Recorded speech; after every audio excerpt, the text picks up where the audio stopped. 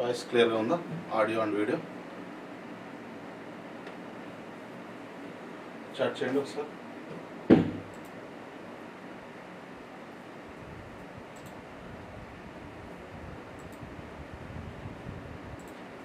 Okay అండి. Next class వచ్చేసి మనకి ఆల్రెడీ లాస్ట్ క్లాస్లో మనం ఏం చదువుకున్నామంటే ఇంట్రడక్షన్. సో ఇండస్ వ్యాలీ సివిలైజేషన్కి సంబంధించి ఇంట్రడక్షన్ ఏముంది, ఓకేనా, దాంట్లో మనం క్లియర్గా చెప్పుకోవడం జరిగింది. నెక్స్ట్ తర్వాత వచ్చేసి ఈ ఇండస్ వ్యాలీ సివిలైజేషన్ వెలుగులోకి రావడానికి కారణమైనటువంటి తవ్వకాలు అంటే ఎక్స్కావేషన్స్ గురించి నేర్చుకోవడం జరిగింది. ఈ తవ్వకాలు అనేవి 3 దశలు జరిగాయండి. ఒకటి మొదటి దశ, రెండవ దశ, మూడవ దశ. మొదటి దశకు ఆద్యుడు ఎవరంటే అలెగ్జాండర్ కనింగ్హామ్. రెండవ దశకు ఆద్యుడు ఎవరంటే సర్ జాన్ మార్షల్ అన్నమాట. మూడవ దశకు ఆద్యుడు ఎవరంటే సో మార్టిమర్ విల్లర్. ఈ ముగ్గురిని మనం గుర్తుపెట్టుకోవాలని కూడా చెప్పుకున్నాం, ఓకేనా. దాంట్లో మెయిన్ వచ్చేసి father of Indian archaeology Alexander Cunningham, దక్షిణ భారతదేశ పురావశాస్త్ర పితామహుడు రాబర్ట్ బ్రూస్ ఫుట్. ఇది కూడా రాసుకోండి అక్కడే. సో భారతదేశ పురావశాస్త్ర పితామహుడు వచ్చేసి అలెగ్జాండర్ కనింగ్హామ్ని పిలుస్తాం. దక్షిణ భారతదేశ పురావశాస్త్ర పితామహుడు రాబర్ట్ బ్రూస్ ఫుట్, ఓకేనా. సో రాబర్ట్ బ్రూస్ ఫుట్ దక్షిణ భారతదేశ పురావశాస్త్ర పితామహుడు. ఇవన్నీ కూడా లాస్ట్ క్లాస్లో మనం డిస్కస్ చేయడం జరిగింది.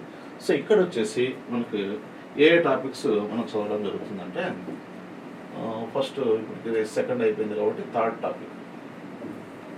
టాపిక్ కింద విస్తీర్ణం చూద్దాం. ఏరియా విస్తీర్ణం, ఓకేనా. Next fourth one. So fourth one వచ్చేసి కాలం, time period. Next fifth one వచ్చేసి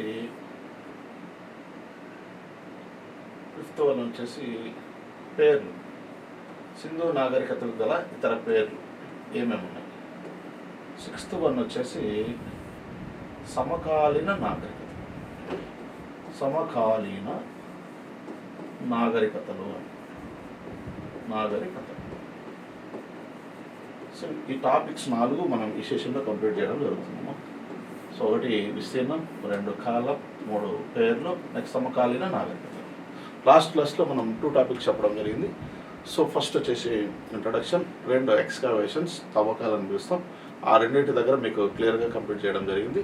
నెక్స్ట్ ఈ సెషన్లో ఓకేనా విస్తీర్ణం, ఏరియా, ఎంత ఏరియాలో ఈ నాగరికత విస్తరించబడింది.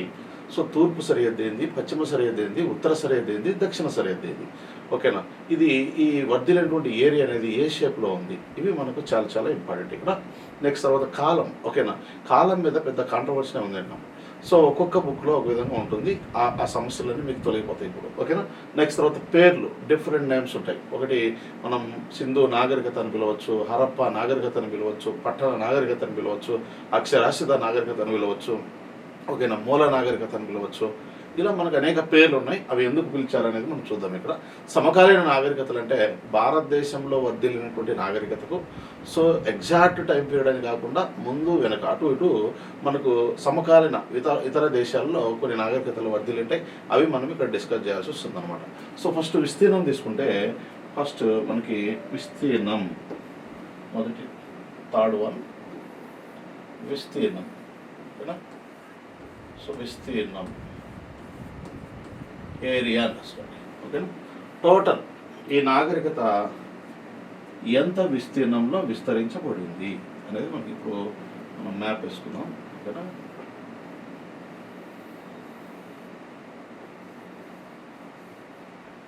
భారతదేశం దీనికి 4 దిక్కులు చూసినట్లయితే ఇది నార్త్ అంటాం, సో ఇది సౌత్ అంటాం, ఇది ఈస్ట్, ఇది వెస్ట్, ఓకేనా. ఇప్పుడు ఈస్ట్కు, నార్త్కు, వెస్ట్కు మధ్యలో ఉన్నదాన్ని ఏమంటాం, నార్త్ వెస్ట్ ఫ్రాంటేరియర్ అంటాం, ఓకేనా, ప్రాంతం. నార్త్కు ఈస్ట్కు మధ్యలో ఉన్నది నార్త్ ఈస్ట్ ఫ్రాంటియర్ అంటాం, ఓకే. నెక్స్ట్ సౌత్ ఈస్ట్కు మధ్యలో ఉన్నది సౌత్ ఈస్ట్ ఫ్రాంటేరియర్ అంటాం. నెక్స్ట్ సౌత్ వెస్ట్కు మధ్యలో ఉన్నది ఈ మూల, ఓకేనా, సౌత్ వెస్ట్ ఫ్రాంటేరియర్ అంటాం, ఓకేనా. ఇదొకటి, ఇదొకటి, ఇదొకటి, మొత్తం ఎన్నైనాయి దిక్కులు.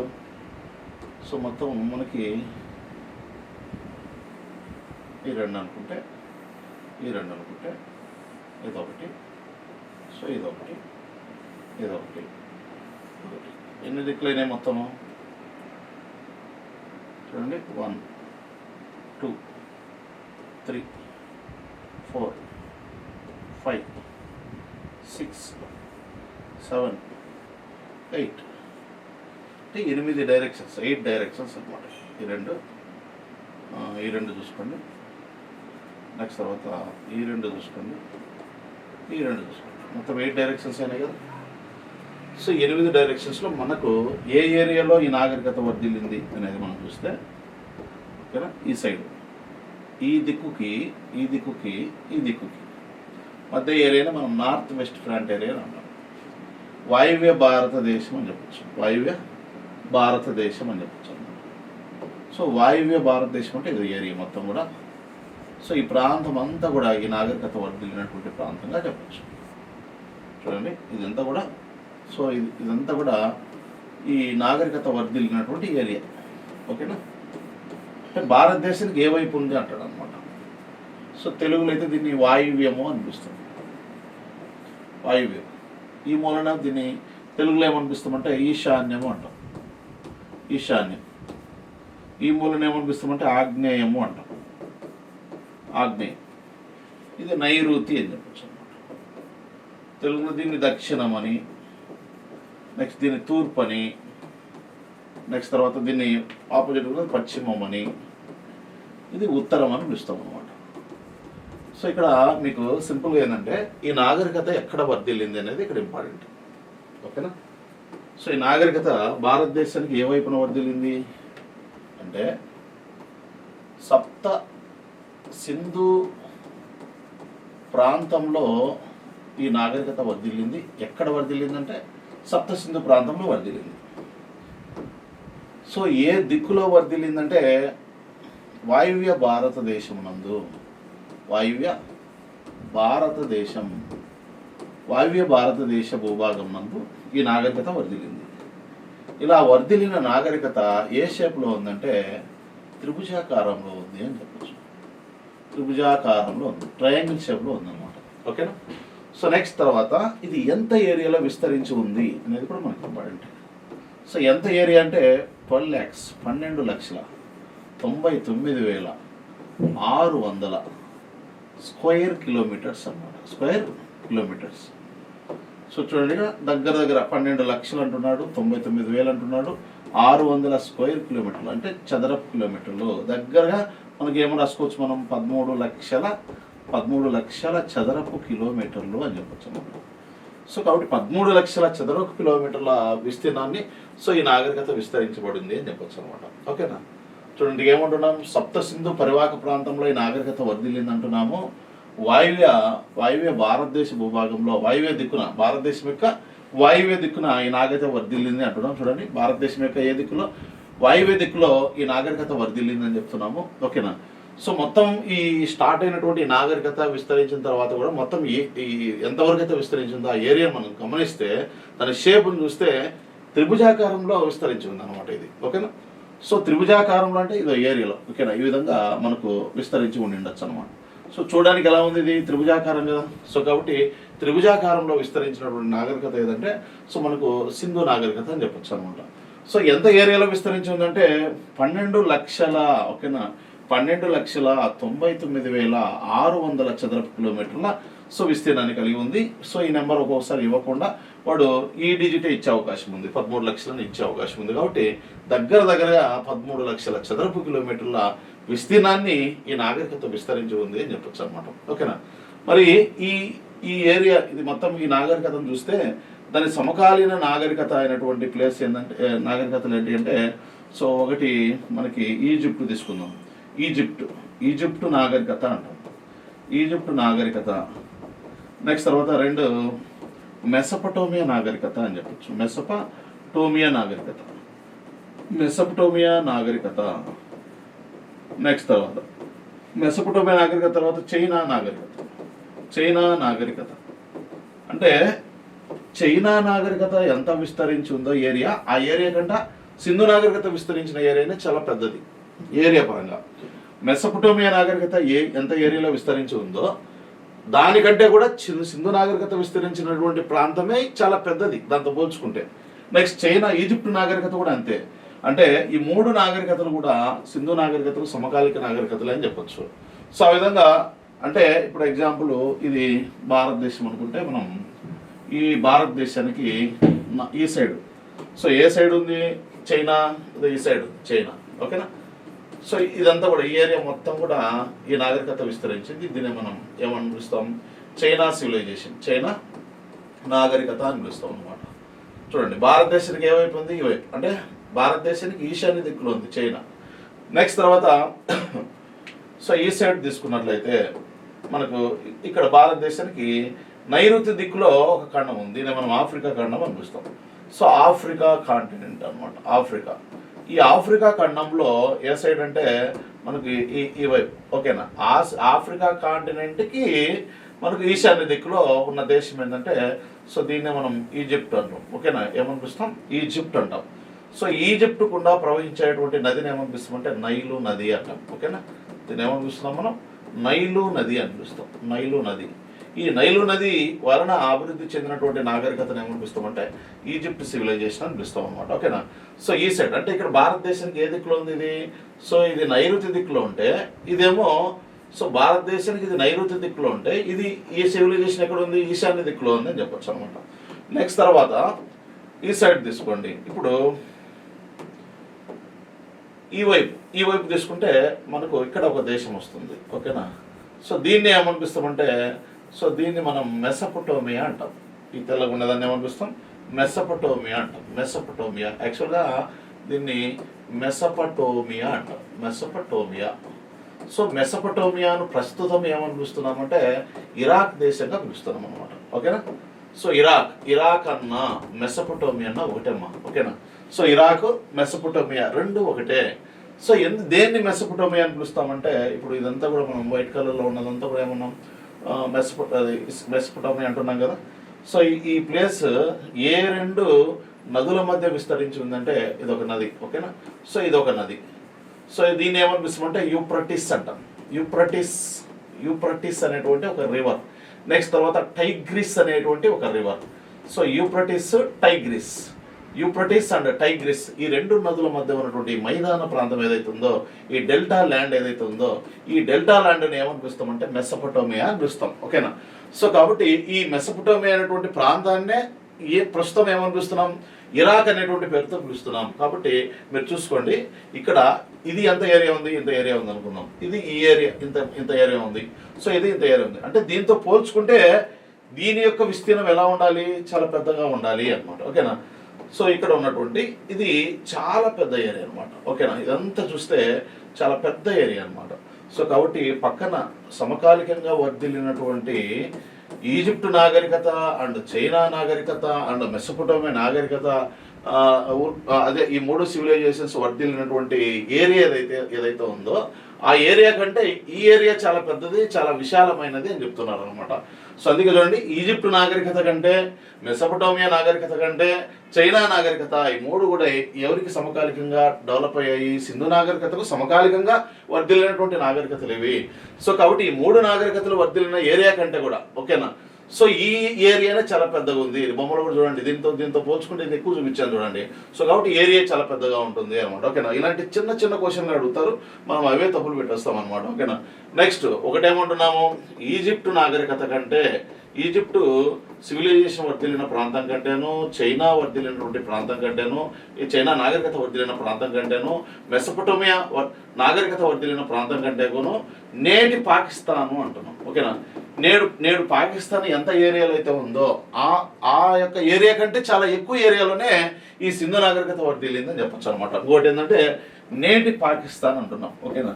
సో నేటి పాకిస్తాన్ కంటే కూడా, నేటి పాకిస్తాన్ యొక్క విస్తీర్ణం కంటే కూడా అప్పటి సింధు నాగరికత ఏరియా అనేది చాలా పెద్దగా ఉండేది అనేది మనం చూస్తాం. ఇవి మనకి ఇంపార్టెంట్ పాయింట్లు.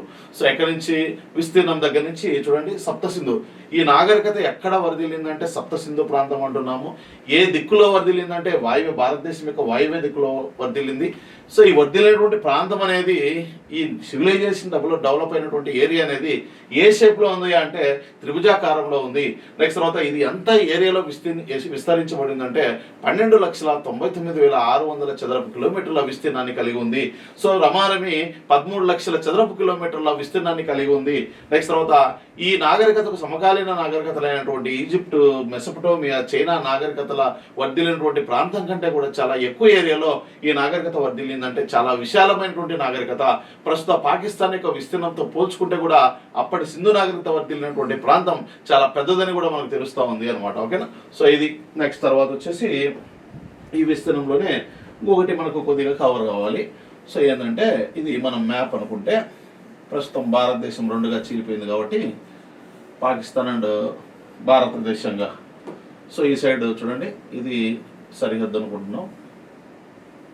ఓకేనా. ఈ వైపు నుంచి సో ఇదంతా ఏమవుతుంది మనకి పాకిస్తాన్ అవుతుంది అనమాట.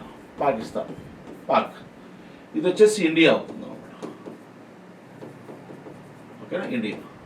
ఇండియా వైపు నుంచి ఇప్పుడు ఉన్నటువంటి రాష్ట్రాలు, అది పాకిస్తాన్లో ఉన్న రాష్ట్రాలు కావచ్చు, భారతదేశంలో ఉన్న రాష్ట్రాలు కావచ్చు, ఒకప్పటి సింధు నాగరికత వర్ధిల్లినటువంటి ఏరియాలో ప్రస్తుతం ఉన్నటువంటి ఏ రాష్ట్రాలు కలిపితే అంత ఏరియా వస్తుంది అనేది మనకు అడుగుతాడు. ఓకేనా. పాకిస్తాన్ నుంచి మనకు ప్రధానంగా ఏమేమి కవర్ అవుతాయి అంటే, సో ఈ సైడ్ చూడండి, ఈ సైడ్ ఇదంతా కూడా ఏంటంటే సింధు రాష్ట్రం. ఏ రాష్ట్రం? సింధు రాష్ట్రం అని చెప్పచ్చు అనమాట. సింధు రాష్ట్రం తర్వాత వచ్చేది ఏంటంటే వెస్ట్ పంజాబ్ అనమాట. అంటే పశ్చిమ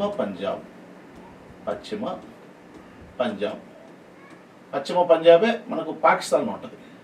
సో ఇదంతా కూడా ఏంటంటే బెలూచిస్తాన్ అని చెప్పచ్చు అనమాట.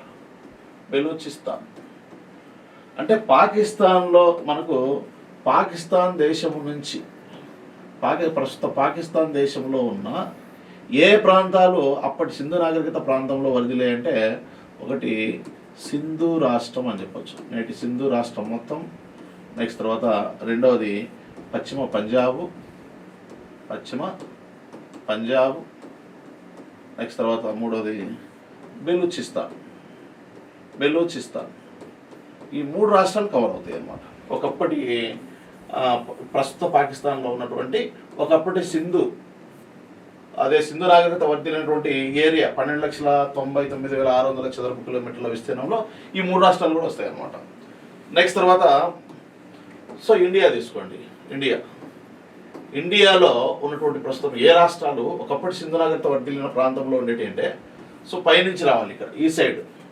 ఇదంతా కూడా మనం ఏమనుకోవాలి? జమ్మూ అండ్ కాశ్మీర్ అనుకోవాలి. ఇది కేంద్రపాలిత ప్రాంతాలు విడిపోయినాయి కదా.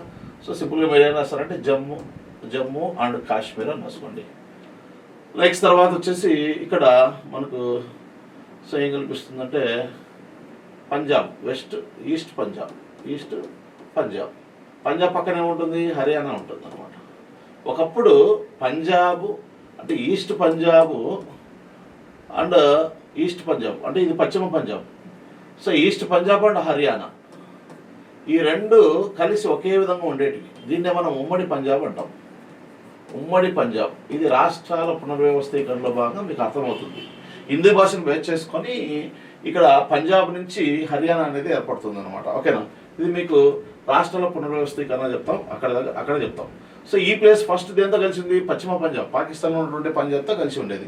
కానీ స్వతంత్రం వచ్చిన తర్వాత 1947లో పశ్చిమ పంజాబ్ పాకిస్తాన్లోకి వెళ్ళిపోతుంది, మిగిలిన పంజాబ్ ఉంటుంది. సో అక్కడ ఉన్నటువంటి వారు ఓకేనా మళ్ళీ 2గా విడిపోయారు, హర్యానా గాను ఈస్ట్ పంజాబ్ గాను. ఓకేనా. సో ఆ విధంగా మనకి జమ్మూ అండ్ కాశ్మీర్ అని చూసుకోండి. నెక్స్ట్ తర్వాత ఈస్ట్ పంజాబ్. ఓకేనా. అంటే ఈస్ట్ పంజాబ్.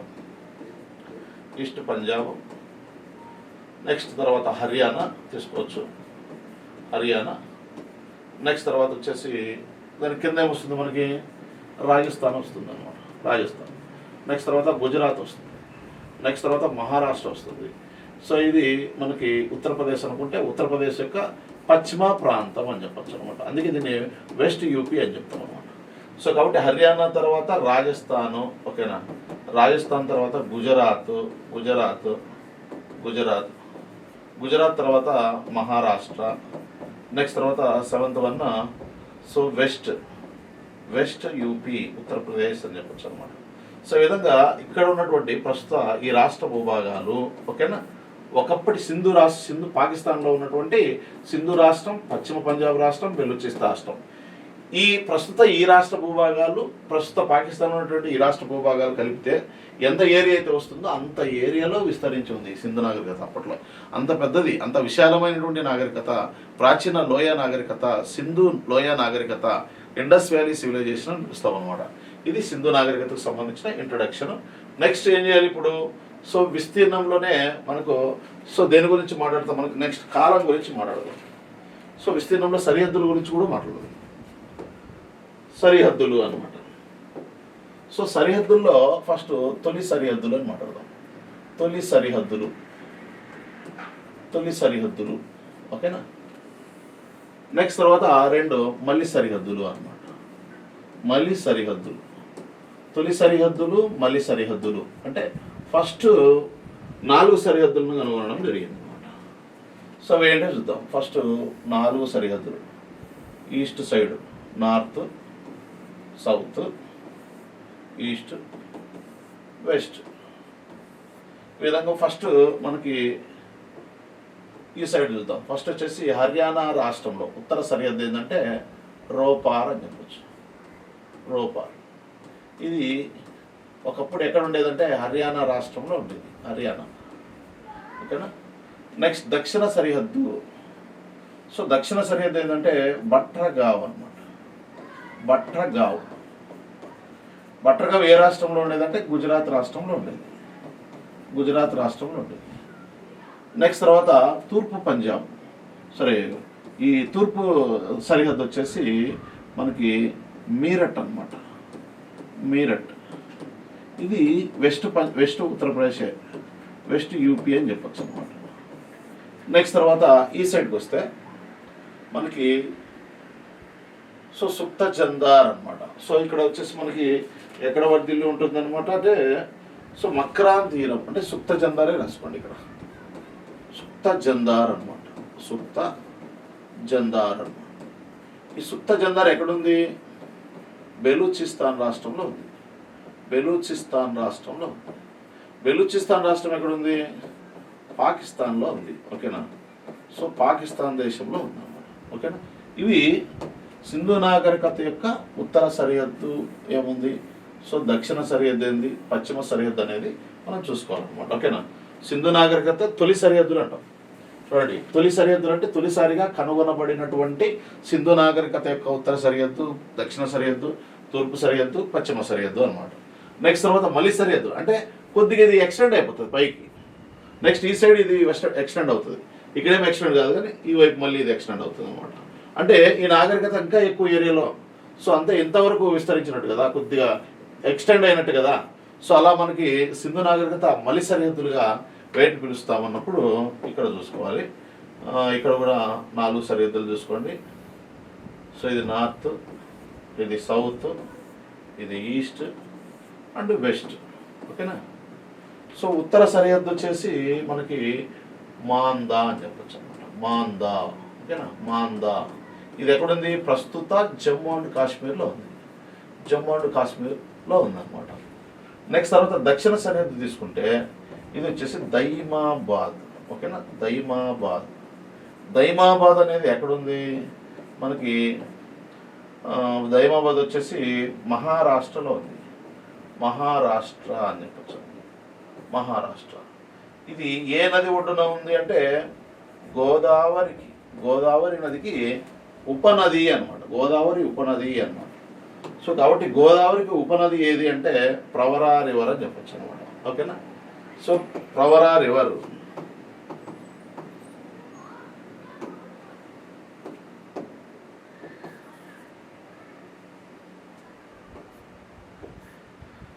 గోదావరికి ఉపనది అని చెప్పచ్చు అనమాట. ఉపనది ట్రిబ్యూటరీ. ఈ గోదావరి నదికి ఉపనది ఏంటంటే ప్రవరా నది అన్నమాట. ప్రవరా నది. ఈ ప్రవరా నది ఒడ్డున ఉంది ఈ దైమాబాద్ అనేటువంటి సైట్. కానీ దైమాబాద్ కంటే ముందు దేని కనుక్కున్నారు? దైమాబాద్ కంటే ముందు బట్రగావ్ అనేది మనకి ఇంపార్టెంట్. ఇది ఇంపార్టెంట్ చూడండి. సో తొలి దక్షిణ సరిహద్దు ఏదంటే బట్రగావ్, గుజరాత్ రాష్ట్రంలో ఉంది. సో తర్వాత దాని ప్లేస్లో కొద్దిగా కిందికి దిగి ఇంకా కొద్దిగా ఎక్స్టెండ్ అయిందనమాట ఈ ఏరియా. సో ఎంతవరకు? గుజరాత్ వరకే ఉంది అనుకునేవాళ్ళు. తర్వాత మహారాష్ట్రలో ఉన్నటువంటి దైమాబాద్ అంటే ఇది ఎగ్జాక్ట్ చెప్పాలంటే మహారాష్ట్రలో ప్రవహించేటువంటి గోదావరి నది యొక్క ఉపనది అయినటువంటి ప్రవరా నది ఒడ్డున ఈ దైమాబాద్ అనేటువంటి పట్టణం ఉంది అని చెప్పచ్చు. ఓకేనా? సో మరి ఇక్కడ ఈ మాందా లేదా జమ్మూ అండ్ కాశ్మీర్లో ఉన్నటువంటి మాందా అనేటువంటి సైట్ తీసుకుంటే ఇది ఎక్కడ ఉంది అంటే చీనాబ్ నది ఒడ్డున ఉంది అనమాట. సో ఇది ఏ నది ఒడ్డున ఉంది? చీనాబ్ నది ఒడ్డున ఉంది అనమాట. ఓకేనా? చీనాబ్ నది ఒడ్డున అనుకుంటే సింధు నాగరికత ఉత్తర సరిహద్దు ఏది అంటాడు అనమాట. సో నెక్స్ట్ తర్వాత లేదంటే అదే సింధు నాగరికత దక్షిణ సరిహద్దు దైమాబాద్ ఏ నది ఒడ్డున ఉంది అంటాడు. ఏ నదికి ఉపనది అయినటువంటి ప్రవరా నది ఒడ్డున ఉంది అంటాడు. అంటే ప్రవరా నదిని పేరు మెన్షన్ చేయొచ్చు. గోదావరి నది అదే మెయిన్ ప్రధాన నది. ఈ నది దేనికి ఉపనది అని చెప్తూ దీన్ని అడగచ్చు. లేదంటే దీని పేరు చెప్తూ దీని యొక్క ఉపనది ఏది అంటాడు. ఉపనది యొక్క ప్రవరా నది ఒడ్డున ఉంది ఏది అంటాడు. అది ఏ రాష్ట్రంలో ఉంది అని అడగచ్చు. సింధు నది దక్షిణ సరిహద్దు ఏది అనొచ్చు.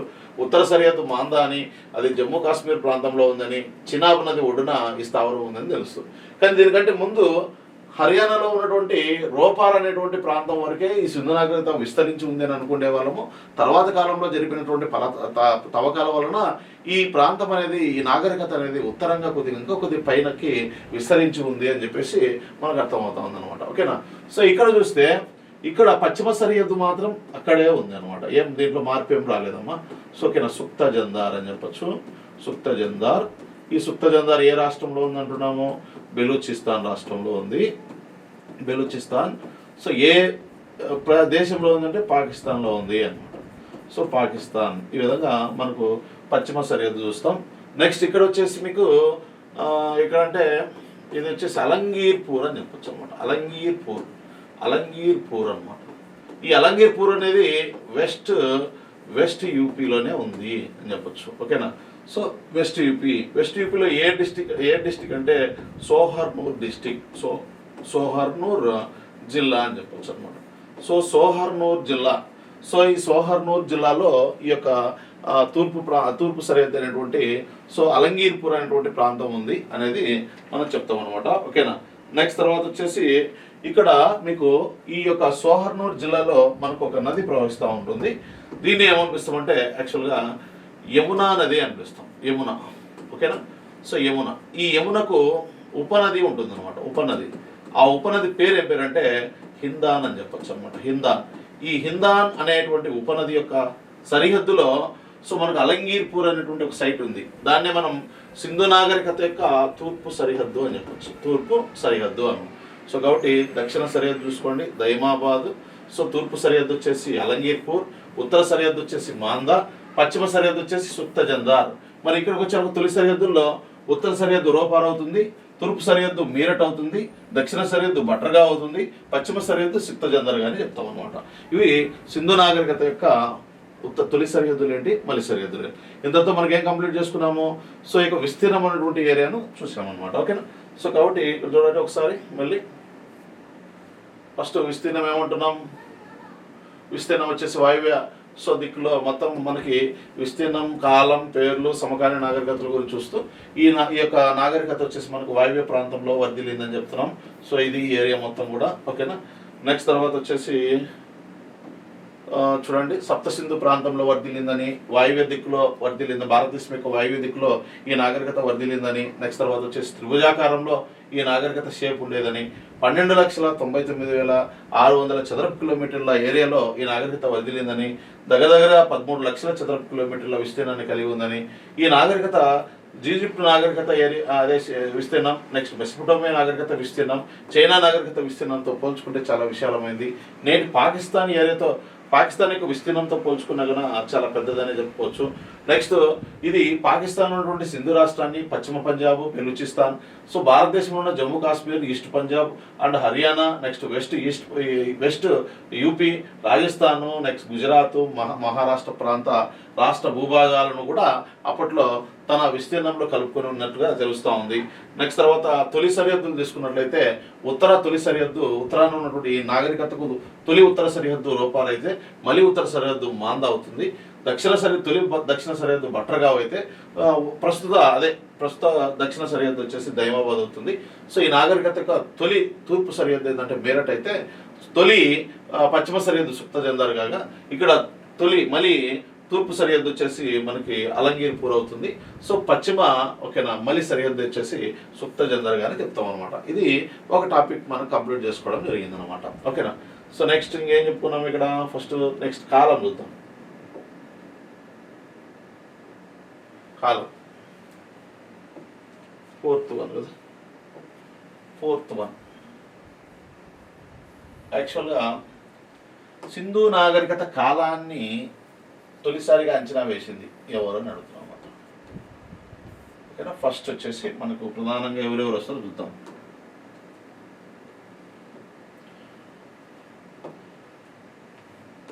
ఫస్ట్ వచ్చేసి సర్ జాన్ మార్షల్ అనమాట. Sir John Marshall. ఈ వ్యక్తి ఏం చెప్పాడో చూద్దాం. సర్ జాన్ మార్షల్ ఏం చెప్పాడంటే సింధు నాగరికత వర్ధిల్లిన కాలాన్ని ఈయన ఏమని డిసైడ్ చేశాడంటే 3250 BC నుంచి 2750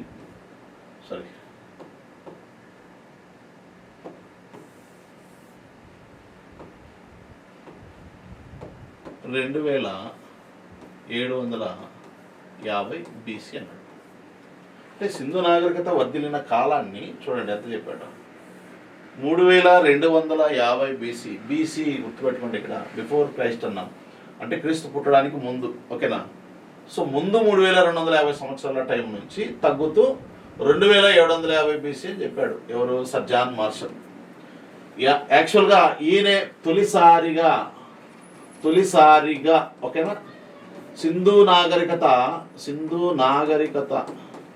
వర్ధిల్లినటువంటి కాలమును అంచనా వేసిన మొదటి వ్యక్తి. కాలమును అంచనా వేసినటువంటి మొదటి వ్యక్తి, తొలి వ్యక్తి అని చెప్పచ్చు అనమాట. మొదటి వ్యక్తి. సో ఫస్ట్ పర్సన్ ఈయనే. అది కూడా మనకి ఇంపార్టెంటే. సింధు నాగరికత వర్ధిల్లిన టైం పీరియడ్ ఏదైతే ఉందో, సో ఆ కాలాన్ని తొలిసారిగా అంచనా వేసింది ఎవరు అని అడుగుతారు అనమాట. Sir John martial. ఎప్పుడని చెప్పాడు చూడండి, ఇయర్ గుర్తుపెట్టుకోండి, 3250 BC. So 2750 BC. ఇక్కడ క్వశ్చన్ అడిగేటప్పుడు సర్ జాన్ మార్షల్ ప్రకారం సింధు నాగరికత వర్ధిల్లిన కాలం ఎంత అని అడుగుతారే కానీ సింధు నాగరికత వర్ధిల్లిన కాలం అంటే ఏం పెట్టాలి సార్ అనేది మీరు అది ఆలోచన చేయాల్సిన అవసరం లేదు. సింధు నాగరికత అంటేనే మీకు ఇంకా సింపుల్గా చెప్పాలంటే 2500 BC. ఓకేనా. 1750 BC. ఇది గుర్తుపెట్టుకోండి చాలు. ఓకేనా. సో అంతేగాని ఇక్కడ ఇతని ప్రకారం ఈయన ప్రకారం మనకు ఈ టైం పీరియడ్ అనేది గుర్తుపెట్టుకోవాలి అంతే. ఓకేనా. నెక్స్ట్ వ్యక్తి పేరు ఏం పేరంటే, రెండో వ్యక్తి రోమిల్లా తాపర్ అనమాట. రోమిల్లా తాపర్ ఈమె యొక్క అభిప్రాయం ప్రకారం సింధు నాగరికత వర్ధిల్లిన కాలం ఎంత అంటున్నారంటే, సో 3500 BC నుంచి ఓకేనా 1750 BC ఈ మధ్య కాలమే సింధు నాగరికత వర్ధిల్లిన కాలం అని చెప్పేసి ఈమె చరిత్రకారులు, ప్రముఖ ఫేమస్ చరిత్రకారులు ఎవరంటే రోమిల్లా తాపర్ అని చెప్పొచ్చు అనమాట. ఓకేనా. సో రోమిల్లా తాపర్ అని చెప్పొచ్చు అనమాట. నెక్స్ట్ తర్వాత వచ్చేసి మార్టిమర్ వీలర్. నెక్స్ట్ వ్యక్తి ఎవరు? వీళ్ళిద్దరిని గుర్తుపెట్టుకోండి. నెక్స్ట్ తర్వాత third person Mortimer wheeler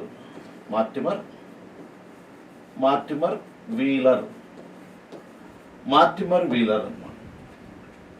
so ఈయన ప్రకారము సింధు నాగరికత వర్ధిల్లిన ప్రాంతం ఏది అంటే మనకి 2500 BC నుంచి ఓకేనా. సో 1500 BC ఈ మధ్య కాలాన్ని మనం ఓకేనా మార్టిమర్ వీలర్. సో ఏమంటున్నాడు మార్టిమర్ వీలర్? 2500 BC క్రీస్తు పూర్వం 2500 BC నుంచి క్రీస్తు పూర్వం 1500 సంవత్సరాల మధ్య కాలాన్ని సింధు నాగరికత వర్ధిల్లిన కాలంగా డిసైడ్ చేశాడు. మార్టిమర్ వీలర్ ఒక డేట్ చెప్తున్నాడు, రోమిల్లా తాపర్ ఒక డేట్ చెప్తున్నాడు, సర్ జాన్ మార్షల్ ఒక డేట్ చెప్తున్నాడు. వీళ్ళ ప్రకారం మాత్రమే క్వశ్చన్లు వస్తాయి, అంతేగాని నిజాలు మీకు ఇక్కడ అవసరం లేదు. ఓకేనా. మామూలుగా అయితే సింధు నాగరికత వర్ధిల్లిన టైం ఏది గుర్తుపెట్టుకోవాలి సార్ అంటే ఇది మీరు గుర్తుపెట్టుకుంటే సరిపోతుంది. 2500 BC ఓకేనా 1750 BC ఇది బాగా గుర్తుపెట్టుకోండి. కానీ ఇన్ని సమస్యలు ఉన్నాయనేది మీకు అర్థమైతే మీకు అర్థమవుతుంది ఏది గుర్తుపెట్టుకోవాలని చెప్పేసి. ఓకేనా. సో నెక్స్ట్ తర్వాత వచ్చేసి మనకు 2000 రాప్సన్ అనేటువంటి వ్యక్తిని మాట్లాడదాం ఇప్పుడు. Next so fourth one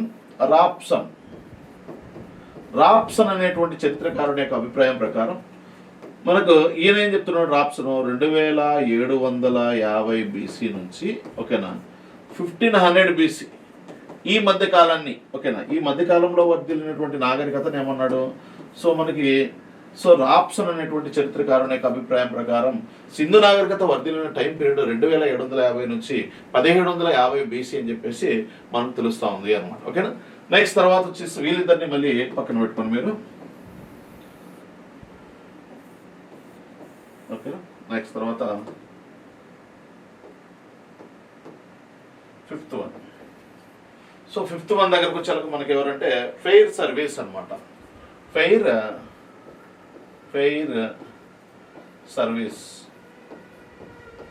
service ప్రకారం నెక్స్ట్ తర్వాత డిపి అగర్వాల్ ప్రకారం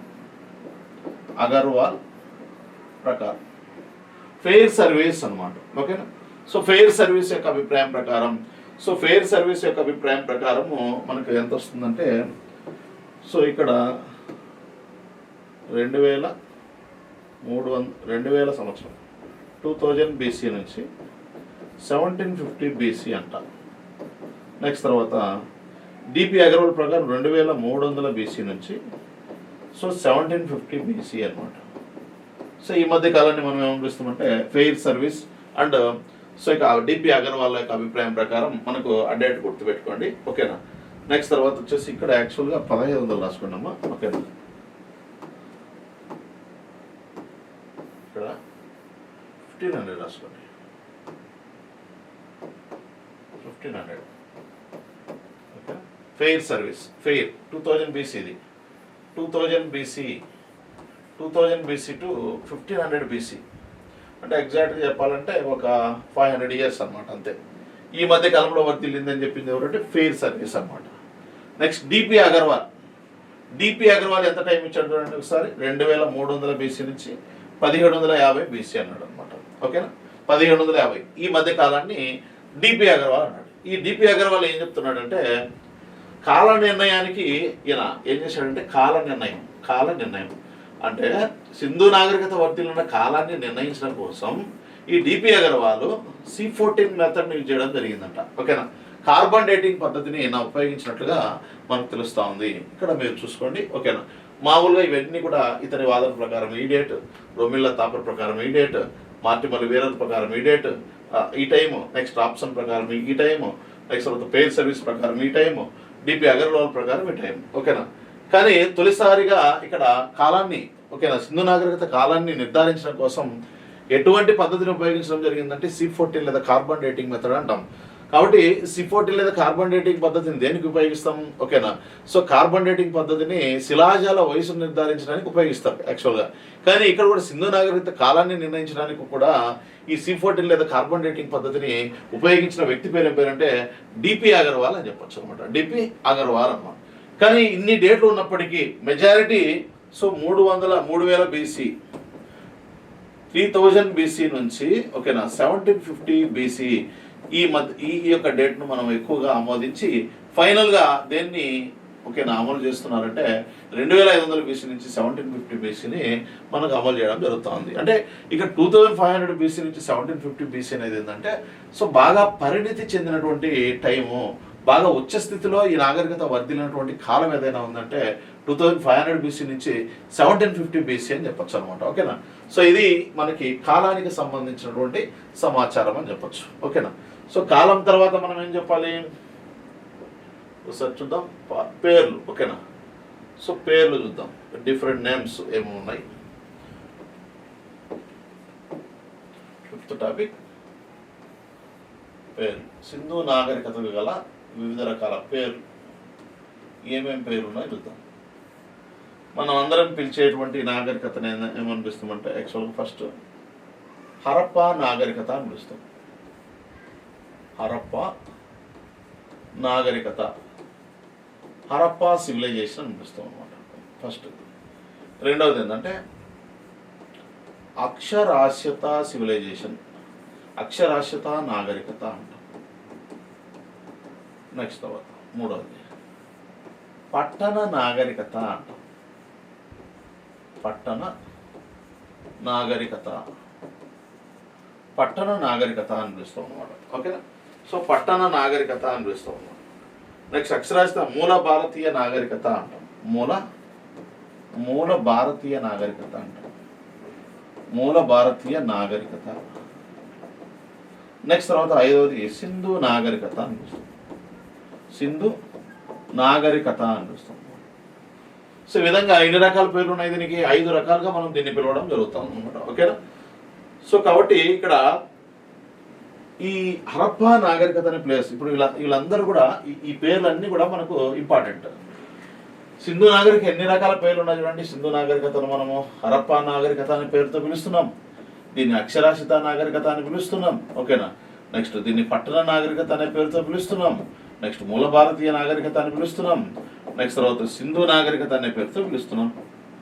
ఎందుకు ఇన్ని పేర్లతో పిలుస్తున్నాం? ఒక పేరుతో పిలవచ్చు కదా అనేది మనకి ఇక్కడ. హరప్పా నాగరికతను ఎందుకు అంటున్నామంటే, సో ఆర్కియాలజీ డిపార్ట్మెంట్ ఉంది కదా మనకు, ఏఎస్ఐ అనేటువంటి సంస్థ. ఓకేనా? So ASI archaeology survey of India ఈ సంస్థను ఏమన్నదంటే టైప్ సైట్ అన్నదన్నమాట. Type site. So type site Harappa అనేటువంటిది టైప్ సైట్ అంట. ఓకేనా? సో టైప్ సైట్ అనేటువంటి మూల నమూనా అని పిలిచింది అనమాట. ఎందుకంటే ఈ హరప్పా అనేటువంటి ప్లేస్ ఈ నాగరికతకు మూలమైనది కదా, ఎందుకంటే తొలిసారిగా కనుగొనబడింది కదా. అందుకే ఈ ఆర్కియాలజీ డిపార్ట్మెంట్ వారు ఈ హరప్పా పట్టణాన్ని ఏమని పిలిచారంటే టైప్ సైట్ అని, మూల నమూనా అనే పేరుతో పిలిచారు. మూల నమూనా. ఎందుకంటే దేనికి మూలమైంది ఈ యొక్క హరప్పా అనేటువంటి నమూనా అంటే సింధు నాగరికతకు మూలము, బేస్ అయింది అనమాట. ఎందుకంటే తొలిసారిగా కనుగొనబడింది హరప్పానే కదా. సో అందుకే ఈ ఆర్కియాలజీ డిపార్ట్మెంట్ ఏం చెప్తా ఉంది అనేది ఇక్కడ అడుగుతాడు మనకి. ఆర్కియాలజీ డిపార్ట్మెంట్ ప్రకారం, okay, archaeology survey of India అనేటువంటి సంస్థ ప్రకారము అది ఇచ్చినటువంటి డెఫినేషన్ ఏంటంటే, అయ్యా ఈ నాగరికతను కనుగొనడానికి ప్రయత్నం చేసింది ఏఎస్ఐ కదా. ఏఎస్ఐ తరఫున అనేక మంది పురావస్తు శాఖ వారు జరిపినటువంటి తవ్వకాల్లో ఈ యొక్క సివిలైజేషన్లో భాగంగా తొలిసారిగా మనకు హరప్పా అనేటువంటి సైట్ని కనుక్కున్నారు కదా. సో ఇది లేకుండా ఈ నాగరికత లేదు కదా, అందుకే ఇది టైప్ సైట్ అని, మూల నమూనా అని చెప్పడం జరుగుతుంది అని చెప్పేసి ఏఎస్ఐ చెప్పడం జరిగింది అన్నమాట. నెక్స్ట్ తర్వాత ఈ విధంగా దీని ప్రకారం ఏందని చూసుకోండి. ఏఎస్ఐ ప్రకారం లేదా పురావస్తు శాఖ ఆర్కియాలజీ డిపార్ట్మెంట్ ప్రకారం ఈ హరప్పా పట్టణాన్ని ఏమని పిలుస్తారంటే టైప్ సైట్ అని, మూల నమూనా అని పిలుస్తారు అనమాట. ఓకేనా? మరి ఈ నాగరికతకు హరప్పా అనే పేరు, హరప్పా నాగరికత, హరప్పా నాగరికత అనే పేరు సూచించింది ఎవరు, ఈ పేరు పెడితే బాగుంటుందని చెప్పింది ఎవరు అంటే అప్పటికి దానికి హెడ్ ఎవరు, ఏఎస్ఐ డైరెక్టర్ జనరల్ ఎవరు, సర్ జాన్ మార్షలే. కాబట్టి సర్ జాన్ మార్షలే ఈ యొక్క హరప్పా నాగరికత అంటే సింధు నాగరికత హరప్పా నాగరికత అని పెట్టింది ఎవరంటే సర్ జాన్ మార్షల్ అని చెప్పచ్చు. Sir John Marshall. వాస్తవంగా మనం ఏమంటాం, హరప్పా నాగరికత అనే పేరు కంటే కూడా సింధు నాగరికత అనే పేరునే మనం ఎక్కువగా ఉచ్చరిస్తూ ఉంటాం. ఓకేనా? మనం ఎవరైతే మనం ఈ గ్రూప్స్కి ప్రిపేర్ అయ్యే అంతా కూడా మనం ఎక్కువగా ఇండస్ వ్యాలీ సివిలైజేషన్ అంటాం, కానీ హరప్పన్ సివిలైజేషన్ అనేది అరుదు. ఓకేనా? కానీ సింధు నాగరికతను వెలుగులోకి తీసుకురావడంలో భాగంగా జరిగిన మొదటి యొక్క ఎక్స్కావేషన్ తవ్వకం లేదా మొదటిసారి కనుగొనబడినటువంటి ప్లేస్ అయితే హరప్పా. కాబట్టి ఈ నాగరికతకు హరప్పా నాగరికత అని పేరు పెడితే బాగుంటుంది అని చెప్పేసి ఈ ఏఎస్ఐ డైరెక్టర్ జనరల్ అయినటువంటి సర్ జాన్ మార్షల్ సూచించడం జరిగింది. కానీ పురావస్తు శాఖ డిపార్ట్మెంట్ వారు మాత్రం ఇది టైప్ సైట్గా దీన్ని, మూల నమూనాగా దీన్ని సూచించడం జరిగింది అని చెప్పచ్చు అనమాట. ఓకేనా? అది నెక్స్ట్ తర్వాత అక్షరాస్యత నాగరికత తీసుకున్నప్పుడు సో వీళ్ళకు యాక్చువల్గా సమకాలీన నాగరికతలు ఏమేమి ఉన్నాయి చెప్పండి. సో ఫస్ట్ వచ్చేసి మనకు ఇండస్ వ్యాలీ సివిలైజేషన్ అనేది ఒకటి తీసుకుంటే, నెక్స్ట్ తర్వాత మెసొపొటేమియా సివిలైజేషన్ రెండో తీసుకుంటే, next China civilization and Egypt civilization అనమాట. ఈసీ. ఓకేనా? సిసి చైనా సివిలైజేషన్, ఈసీ అంటే ఈజిప్ట్ సివిలైజేషన్. సో ఇక్కడ మెసొపొటేమియా, ఎంసీ అంటే మెసొపొటేమియా సివిలైజేషన్, ఐవిసి అంటే ఇండస్ వ్యాలీ సివిలైజేషన్. ఇవన్నీ కూడా సమకాలీన నాగరికతలే కదా. సో సమకాలీన. ఇక్కడ ఇండస్ వ్యాలీ సివిలైజేషన్కి లాంగ్వేజ్, ఈ సింధు ప్రజలకు లాంగ్వేజ్ తెలుసు, ఆ లాంగ్వేజ్కి ఒక స్క్రిప్ట్ అనేది ఉంది కాబట్టి ఇది అక్షరాస్యత నాగరికత. మరి మెసొపొటేమియా సివిలైజేషన్ కానీ, నెక్స్ట్ తర్వాత చైనా సివిలైజేషన్ కానీ, సో ఇక ఈజిప్ట్ అంటే ఈజిప్ట్ ప్రజలకు కానీ, చైనా ప్రజలకు కానీ, మెసొపొటేమియా ప్రజలకు కానీ ఏం తెలియదు, లాంగ్వేజ్ లేదు వాళ్ళకి. ఆ లాంగ్వేజ్ కంటూ ఒక లిపి, స్క్రిప్ట్ అనేది లేదు. సో కాబట్టి అంటే ఉంటుంది, తర్వాత కాలంలో కనుక్కొని ఉంటారు అనమాట. కానీ ఈ ముగ్గురిలో, ఈ నలుగురిలో తొలిసారిగా ఈ యొక్క లాంగ్వేజ్ను ఉపయోగించింది, ఆ లాంగ్వేజ్కి ఒక స్క్రిప్ట్ను ఉపయోగించింది అయితే మాత్రం సింధు ప్రజలే. కాబట్టి సమకాలీన నాగరికతల్లో ఏ నాగరికత ప్రజలు తొలిసారిగా ఒక భాషను లిపిని ఉపయోగించడం జరిగిందంటే సింధు ప్రజలే ఉపయోగించారు. అందుకే తొలిసారిగా వీళ్ళు ఈ చదువుకున్నారు, అదే మనకి రాయడం కానీ, ఓకేనా, నెక్స్ట్ తర్వాత రాయడము, నెక్స్ట్ తర్వాత చదవడము, ఇవన్నీ నేర్చుకున్నారు. కాబట్టి అందుకే వీళ్ళను అక్షరాస్యులని, ఓకేనా, ఈ నాగరికతను అక్షరాస్యత నాగరికత అని లిటరసీ సివిలైజేషన్ అంటాం. ఓకేనా, ఇది హరప్పన్ సివిలైజేషన్, ఇది లిటరసీ సివిలైజేషన్ అంటాం. తొలిసారిగా ఓకేనా భాష లిపి ఈ రెండింటిని వీళ్ళే తొలిసారిగా ఉపయోగించారు. కాబట్టి ఒక భాషకు ఉన్నటువంటి ఒక లిపిని వీళ్ళు తొలిసారిగా ఉపయోగించారు. కాబట్టి దీన్ని ఏమనిపిస్తాం, అక్షరాస్యత నాగరికత అనే పేరుతో పిలుస్తాము. ఎందుకు చూడండి, అక్షరాస్యత నాగరికత పేరు పెడుతున్నామంటే ఖచ్చితంగా అది ఎందుకు పిలిచారనేది మనకి ఇంపార్టెంట్. ఇక్కడ హరప్పా నాగరికత సింధు నాగరికత పిలవచ్చు కదా, హరప్పా నాగరికతను ఎందుకు పిలిచారు, దాన్ని ఎవరు ఆ పేరు పెట్టారు, మూల సైట్ అని దేని హరప్పాని పిలిచారు, ఎవరు పిలిచారు, ఓకేనా. అనేది మనకి ఇక్కడ ఇంపార్టెంట్. మూల సైట్ అన్నా మూల నమూనా ఒకటే. నెక్స్ట్ తర్వాత పట్టణ నాగరికత తీసుకుంటే ఇది దక్షిణ ఆసియాలో దక్షిణ ఆసియా అంటే ఆసియాకు దక్షిణ భూభాగంలో అని అర్థం. ఓకేనా, దక్షిణ ఆసియా అన్నమాట. ఆసియా ఖండంలో దక్షిణ ఆసియా భూభాగంలో, ఓకేనా, తొలి పట్టణ నాగరికత అనమాట. పట్టణాలు ఎక్కువగా కలిగినటువంటి నాగరికత అంటే గ్రామాలే అసలు లేవని కదా అర్థం. గ్రామాలతో పాటు పట్టణాలు ఉన్నాయి, కానీ గ్రామాలతో పోల్చుకుంటే పట్టణాల సంఖ్య ఎక్కువ, గ్రామీణ ప్రజలతో పోల్చుకుంటే పట్టణ ప్రజలు ఎక్కువ. ఓకేనా, అందుకే దీన్ని అర్బన్ సివిలైజేషన్ అని పిలుస్తాం. అర్బనైజేషన్ ఎక్కువ కనిపిస్తుంది మనకి, పట్టణాలు ఎక్కువ కనిపిస్తాయి. ఈ నాగరికతలో పట్టణాలు ఎక్కువ కనిపిస్తాయి కాబట్టి దీన్ని పట్టణ నాగరికత అని, అర్బన్ సివిలైజేషన్ అని పిలుస్తాం. దీని యొక్క ప్రత్యేకత ఏంటంటే దక్షిణ ఆసియాలోనే తొలి పట్టణ నాగరికత, ఇది తొలి పట్టణ నాగరికత అని చెప్పొచ్చు. దక్షిణ ఆసియాలోనే తొలి పట్టణ నాగరికత అనేది గుర్తుపెట్టుకోండి. ఓకే, నెక్స్ట్ తర్వాత మూల భారతీయ నాగరికత అంటే భారతదేశ చరిత్ర. ఓకేనా, ఇండియన్ హిస్టరీ, భారతదేశ చరిత్ర అనేది ఏ చాప్టర్తో మనకి ఎక్కువగా స్టార్ట్ చేస్తారంట, ఇండస్ వ్యాలీ సివిలైజేషన్తో స్టార్ట్ చేస్తారన్నమాట. ఇక్కడ సింధు ప్రజల యొక్క చరిత్రతోనే, సింధు నాగరికత యొక్క చరిత్రతోనే ఈ సింధు ప్రజల యొక్క చరిత్రనే సింధు నాగరికత. ఈ సింధు నాగరికతతో ఈ యొక్క భారతదేశ చరిత్ర అనేది స్టార్ట్ అవుతుందంట. అందుకే దీన్ని మూల భారతీయ నాగరికత అనేటువంటి పేరుతో పిలుస్తాము. నెక్స్ట్ తర్వాత సింధు నాగరికత, ఎందుకు, ఇది సింధు నది పరివాహక ప్రాంతంలో ఈ నాగరికత వర్ధిల్లింది కాబట్టి కదా మనం ఎంతవరకు సింధు నాగరికత అంటున్నాం. కాబట్టి సింధు నాగరికత అని పిలవచ్చు, మూల భారతీయ నాగరికత అని పిలవచ్చు, నెక్స్ట్ తర్వాత పట్టణ నాగరికత అని పిలవచ్చు, లేదంటే అక్షరాస్యత నాగరికత అని పిలవచ్చు. ఇక్కడ హరప్పా సివిలైజేషన్ అనేటువంటి పేరుతో పిలవచ్చు అనేది మనం గుర్తుపెట్టుకోండి. ఓకేనా, నెక్స్ట్ తర్వాత ఎందుకంటే ఈ కాంస్య ఇంకొక విషయం, ఇంకోటి ఏంటంటే మనకి సిక్స్త్ వన్ కాంస్య యుగపు నాగరికత అని కూడా పిలవచ్చమ్మా. కాంస్య యుగపు నాగరికత అంటే ఈ సింధు ప్రజలు మనకి ఫస్ట్ లోనే చెప్పుకున్నాం చూడండి. ఫస్ట్ రాతి వస్తువులను ఉపయోగించారని, నెక్స్ట్ తర్వాత ఎముకలతో తయారు చేయబడిన వస్తువులను ఉపయోగించారని, నెక్స్ట్ తర్వాత రాతి వస్తువులు, ఎముకలతో తయారైనటువంటి వస్తువులు, కొయ్య వస్తువులు, నెక్స్ట్ తర్వాత ఏమన్నాం, ఓకేనా, రాగి వస్తువులు, తగరపు వస్తువులు, నెక్స్ట్ ఈ రెండింటిని కలిపేశారు. కాబట్టి కంచుతో తయారు చేయబడినటువంటి వస్తువులను కూడా వీళ్ళు తయారు చేశారు. అంటే కంచు యుగంలో ఈ నాగరికత వర్ధిల్లింది కాబట్టి కంచు యుగపు నాగరికత అని కూడా పిలుస్తాం మనం. కంచు యుగపు నాగరికత అని సింధు నాగరికత ఒకదానేనా సార్ అంటే, ఒకటి ఐవిసి ఇండస్ వ్యాలీ సివిలైజేషన్ కంచు యుగపు నాగరికత అని పిలుస్తాం. నెక్స్ట్ వేదిక్ సివిలైజేషన్, రెండింటిని కూడా కంచు యుగపు నాగరికతలే, కాంస్య యుగపు నాగరికతలు, కానీ రెండింటినీ కాంస్య యుగపు నాగరికతలు అని పిలుస్తాం. ఉత్త సింధు నాగరికత మాత్రమే మనం కాంస్య యుగపు నాగరికతను పిలవం. ఓకేనా, కాంస్య యుగపు నాగరికతను, ఓకేనా, నాగరికతలుగా సింధు నాగరికతను, వేదన రెండింటినీ మనం భావించడం జరుగుతుంది. ఎందుకంటే సేమ్ ఇదే. ఓకేనా, చెప్పాడు ఇక్కడ మీకు తెలియదు ఏంది, ఇక్కడ ఇది సింధు ప్రజలకు ఇది తెలుసు, ఈ వస్తువు తెలుసు, ఈ వస్తువు తెలుసు, ఈ వస్తువు తెలుసు, ఇవన్నీ తెలుసు. అలాగే ఆర్యులకు కూడా రాతి వస్తువులు తెలుసు, ఎముకలతో తయారు చేయబడిన వస్తువులు తెలుసు, కొయ్య వస్తువులు తెలుసు, రాగి వస్తువులు తెలుసు, తగరపు వస్తువులు తెలుసు, కంచు తెలుసు, ఎక్స్ట్రాగా ఐరన్ తెలుసు కదా. అందుకే కాంస్యయుగంలో కూడా ఈ నాగరికత వర్ధిల్లి ఉంటుంది కాబట్టి దాన్ని కాంస్యయుగపు నాగరికత అనేటువంటి పేరుతో పిలుస్తాం అనమాట. ఇది మా డిఫరెంట్ నేమ్స్ ఏమేమి ఉన్నాయని చూసాం. ఓకేనా, లాస్ట్ ఫైనల్గా మనకు సిక్స్త్ టాపిక్గా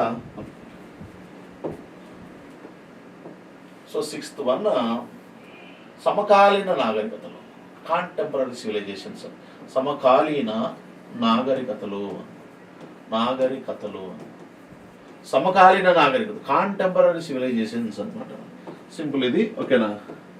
ఇది బొమ్మ వేసుకోండి. ఈ విధంగా మీరు వినేవాళ్ళు క్లియర్గా నోట్స్ మేకింగ్ చేసుకోండి. సో నోట్స్ రాసుకుంటేనే బెస్ట్, ఓకేనా. ఊరకు వింటే ఉపయోగం లేదు, ఓకేనా. సో ఇది సింధు నాగరికత అని రాసుకోండి, ఓకేనా. ఇదంతా కూడా సింధు నాగరికత వర్దిలినటువంటి ఏరియా. నెక్స్ట్ ఈ సైడ్ వచ్చేసి చైనా నాగరికత, ఓకేనా. చైనా నాగరికత. ఈ సైడ్ వచ్చేసి ఇది ఆఫ్రికా కొన భాగంలో ఇక్కడ ఒక సివిలైజేషన్ ఉంటుంది. దీన్ని మనం ఈజిప్ట్ సివిలైజేషన్ ఉంటాం. నెక్స్ట్ తర్వాత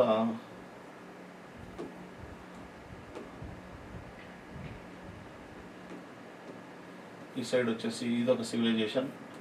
ఇది వచ్చేసి మెసొపొటేమియా సివిలైజేషన్ అని చెప్పచ్చు. చూడండి ఇక్కడ మనకు ప్రవహించే నది, దీన్ని ఏమనిపిస్తున్నాం, ఇది యూఫ్రటీస్ అంటాం. యూఫ్రటీస్ అంటే రెండు నదుల మధ్య భూభాగాన్ని సూచించడం కోసమే రాస్తున్నాను అంతే. సేమ్ ఇట్లే ఉండవు ఇవి, ఓకేనా. టైగ్రిస్ అన్నమాట. నెక్స్ట్ తర్వాత ఇక్కడ ప్రవహించే రివర్ ఏంటంటే సింధు రివర్, ఇక్కడ సింధు నది. సో ఇక్కడ ఒక నది ప్రవహిస్తుంది అనమాట. దీన్ని ఓకేనా హోయాంగ్ హో అంటాం. పసుపు, అందుకే పసుపులో ఉంటుంది కాబట్టి పసుపు రివర్ అని రాస్తున్నాను, పసుపు కలర్లో ఉంటుంది కాబట్టి. దీన్ని హోయాంగ్ హో దీన్నే ఏమనిపిస్తామంటే పసుపు రివర్ అంటాం, పసుపు నది అంటాం. దీన్ని చైనా దుఃఖదాయని అంటాం. ఇది ఎప్పుడు వర్ధిల్లిందంటే 1600 BCలో వర్ధిల్లింది అనమాట, ఓకేనా. నెక్స్ట్ తర్వాత దీన్ని చూడండి, ఇక్కడ నది ప్రవహిస్తూ ఉంది అంటున్నాం. ఈ నది పేరు యూఫ్రటీస్, ఇది టైగ్రిస్. ఈ రెండుల మధ్యలో భూభాగాన్ని ఏమంటున్నాము, ఈ భూభాగాన్ని మెసొపొటేమియా అంటాం.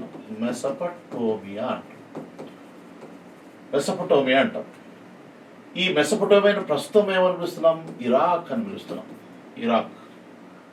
సో కాబట్టి ఇరాక్ అన్నా మెసొపొటేమియా అన్నా ఓకేనా, ఇరాక్ అన్నా మెసొపొటేమియా అన్నా ఒకటే.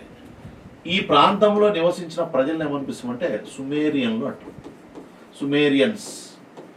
ఇది ఎప్పుడు వర్ధిల్లిందంటే 4500 BC నుంచి 1900 BC ఈ మధ్య కాలంలో వర్ధిల్లింది అనమాట, ఓకే. సో అక్కడేమో 1600 BC, ఇదేమో 4500 BC నుంచి 1900 BC అని చెప్పొచ్చు అనమాట, ఓకేనా. సో ఈ విధంగా వర్ధిల్లినటువంటి ప్లేస్గా మనం చెప్పొచ్చు, ఓకేనా. నెక్స్ట్ ఇక్కడ వర్ధిల్లింది, ఇది ఏ నది, ఇక్కడ ప్రవహిస్తున్నటువంటి నదిని ఏమనిపిస్తామంటే నైలు నది అని చెప్పొచ్చు, నైలు నది.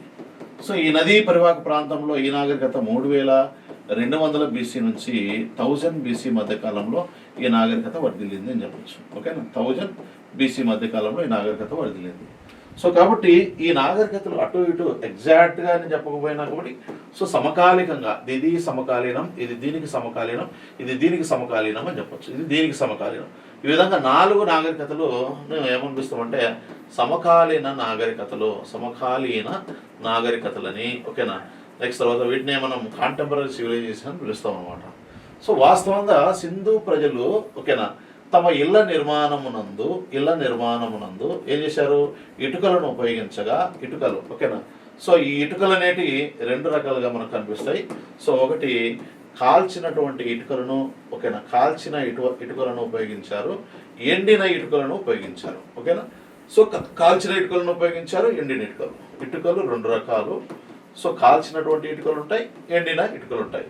ఇళ్ల నిర్మాణంలోను పెద్ద పెద్ద భవనాల నిర్మాణంలోను వీటిని ఉపయోగిస్తారు ఇక్కడ ఎవరు, సింధు ప్రజలు. సో ఇక్కడికి వస్తే ఈ నైలు నది ఈ ప్రాంతంలో ఉన్నటువంటి ప్రజలు సో ఇక ఇటుకల యొక్క భవనాల నిర్మాణం నందు సో ఈ భవనాల నిర్మాణం నందు వీళ్ళు ఎండిన ఇటుకలు ఉపయోగించడం జరిగింది అనమాట. ఎండిన ఇటుకలు మాత్రమే వీళ్ళు ఉపయోగించినట్టు తెలుస్తా ఉంది. సో వీళ్ళు తమ భవనాల నిర్మాణం నందు మెసొపొటేమియన్లు లేదా సుమేరియన్లు కాల్చిన ఇటుకలను ఉపయోగించారు. నేనేం చెప్పదలుచుకున్నా అంటే వీళ్ళైతే కేవలం కాల్చిన ఇటుకలను ఉపయోగించారు, వీళ్ళు ఎండిన ఇటుకలను ఉపయోగించారు. కానీ మన వాళ్ళు మాత్రం కాల్చిన ఎండిన రెండింటిని ఉపయోగిస్తారు, ఓకేనా. సో కాబట్టి ఇది మనకు సమకాలీన నాగరికతలు. సో కాబట్టి ఇక్కడ వచ్చేసి 4500 BC నుంచి 1900 BC, ఇదేమో 1600 BC, ఇదేమో వచ్చేసి మనకి 2500 BC నుంచి సో 1750 BC మధ్యకాలంలో వర్ధిల్లింది. సో ఇక్కడేమో మనకు 3200 BC నుంచి 1000 BC మధ్యకాలంలో వర్ధిల్లింది అని చెప్పొచ్చు అనమాట. ఓకేనా. సో ఇక్కడ సమకాలీనం అంటే ఎగ్జాక్ట్ టైం పీరియడ్ ఉండాల్సిన అవసరం లేదు, అటు ఇటు. ఓకేనా. సో ఇప్పుడు వైఎస్ రాజశేఖర రెడ్డికి చంద్రబాబు సమకాలికులు. ఓకేనా. సో ఇక్కడ మళ్ళీ చంద్రబాబు నాయుడికి వాళ్ళ కొడుకు రాజశేఖర రెడ్డి కొడుకు జగన్ కూడా సమకాలికుడే, అంటే అటు ఇటు అనమాట. సో అలా ఏమవుతుందంటే సమకాలీన అట్లా భావించాలి ఇక్కడ, అంతేగాని ఎగ్జాక్ట్ టైం పీరియడ్ ఉండాల్సిన అవసరం లేదనమాట. సో ఎంతో కొంత కాలం సమకాలికంగా ఉండాలి. వీటిని సమకాలిక నాగరికతలుగా మనం చెప్పడం జరుగుతుంది అనమాట. ఇంతటితో మనకి 6 టాపిక్స్ కంప్లీట్ కావడం జరిగిందమ్మా. ఓకేనా. నెక్స్ట్ ఇంకొక విషయం ఏంటంటే ఇక్కడ ఎక్కువగా సో వరదలు వస్తూ ఉంటాయి ఈ నదికి, అందుకే దీన్ని చైనా దుఃఖదాయి అని పిలుస్తాం అనమాట. చూడండి, ఈ నాగరికత నదీ పరివాహక ప్రాంతంలోనే వర్ధిల్లింది, ఈ నాగరికత సో నదీ పరివాహక ప్రాంతంలోనే వర్ధిల్లింది, ఈ నాగరికత నదీ పరివాహక ప్రాంతంలో వర్ధిల్లింది, ఈ నాగరికత కూడా నదుల పరివాహక ప్రాంతాల్లోనే వర్ధిల్లడం జరిగింది. అందుకే నేను నదీలోయ నాగరికతలు అంటాం వీటన్నిటిని. అంతేగాని ఈ నాగరికత కొండ ప్రాంతాల దగ్గర వర్ధిల్లలేదు. సో అందుకే ఇవన్నీ కూడా నదీలోయ నాగరికతలుగా మనం చెప్పచ్చు. నదులకు దగ్గరగా వర్ధిల్లిన నాగరికతలు కాబట్టి నదీలోయ నాగరికతలను పిలుస్తాం అనమాట. సో ఇది ఫ్రెండ్స్, ఈ రోజుకి మనము ఈ 6 టాపిక్స్ కంప్లీట్ చేసుకోవడం జరిగింది. టుమారో కూడా మనకు సండేనే కాబట్టి రేపు కూడా మీకు ఇట్లానే 2 టైమ్స్ క్లాస్ ఉంటుంది. సో మ్యాక్సిమం రేపు కూడా ఒక మినిమం ఒక 2 టాపిక్లు కంప్లీట్ చేద్దాం. సో అది సమాజము అండ్ ఆర్థిక వ్యవస్థ, ఈ 2 టాపిక్లు కంప్లీట్ చేయడానికి ప్రయత్నం చేస్తాం. ఓకేనా. ఓకే ఫ్రెండ్స్, ఏమైనా డౌట్ ఉంటే చెప్పండి.